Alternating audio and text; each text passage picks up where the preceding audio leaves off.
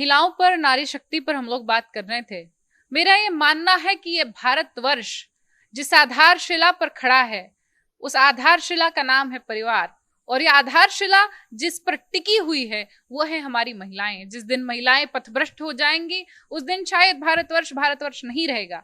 तो एक कविता और महिलाओं के लिए, जागृति की कविता, चेतना की कविता, चीर बचाना नीर बचाना निर्जाचल का क्षीर बचाना। क्षीर का तात्पर्य होता है दूध, और एक टिप्पणी यहाँ पुनः करना चाहती हूँ कि महाराणा प्रताप, छत्रपति शिवाजी, छत्रपति संभाजी, महाराणा सांगा, भगत सिंह, सुखदेव, राजगुरु, चंद्रशेखर आजाद, स्वामी विवेकानंद ये सेरेलैक के डब्बे घोलकर वीर नहीं बने। ये वीरता शेरनियों के वक्ष का दूध पीकर आती है। चीर बचाना नीर बचाना निर्जाचल का क्षीर बचाना, विपदाओं में धीर बचाना, सुनो सखी तुम पीर बचाना।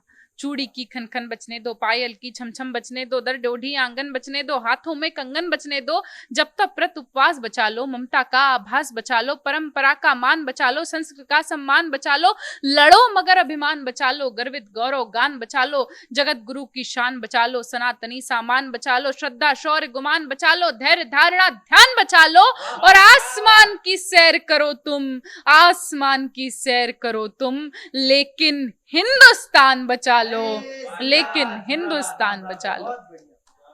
और एक कविता विशेष जिस कविता ने थोड़ी बहुत पहचान दी, इसलिए कि मेरा ये मानना है कि दुर्योधनों, दुशासनों और रावणों की कमी किसी युग में कभी थी ही नहीं।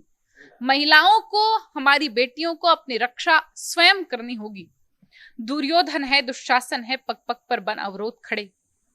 दुर्योधन है, दुशासन है, पग पग पर बन अवरोध खड़े, कुछ कुटिल काल के अनुयायी है, शकुनी से शैतान बड़े, कलियों सी कोमल मूरत को कर देंगे पल में तार तार, मन के सारे श्रृंगारों को कर देंगे क्षण में क्षार क्षार, रणचंडी का तू रूप धार, हर राक्षस पर तू कर प्रहार, खन खन चूड़ी के मध्य उठे तलवारों के अद्भुत प्रहार, अरे पानी तक ना मांग सके वो जो तुम पर आंख उठाएंगे, तब तुम खुद अपना चीर बचा लो, कृष्ण कहां तक आएंगे।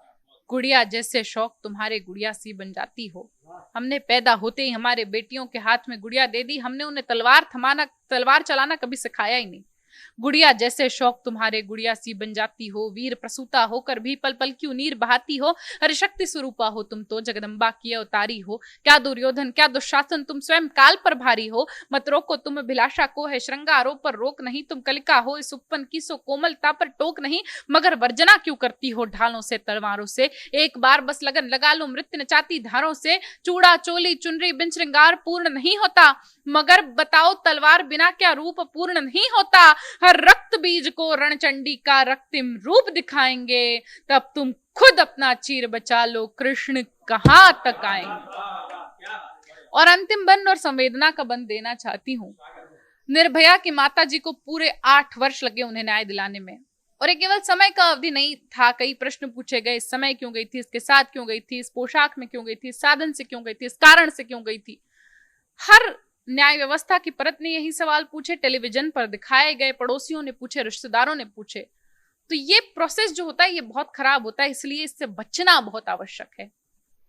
चीर नहीं बच पाया तो अपमान भला सह पाओगी, चीर नहीं बच पाया तो अपमान भला सह पाओगी, विनय भंग की कठिन कहानी क्या खुलकर कह पाओगी। हर एक दृष्टि में यहाँ हजारों प्रश्न खड़े हो सकते हैं, चलचित्रों पर विनय भंग के दृश्य बड़े हो सकते हैं, थाने वाली न्याय व्यवस्था हर पल तुमको ताकेगी, गरिमा की हर परत खोल जख्मों पर नमक लगाएगी। अरे घिस जाएंगे पांव मगर न्यायालय खत्म नहीं होंगे, माँ बापू की करुणा के देवालय खत्म नहीं होंगे, किसी निर्भया को मुक्ति में 8 वर्ष लग जाएंगे, तब तुम खुद अपना चीर बचा लो, कृष्ण कहां तक आएंगे।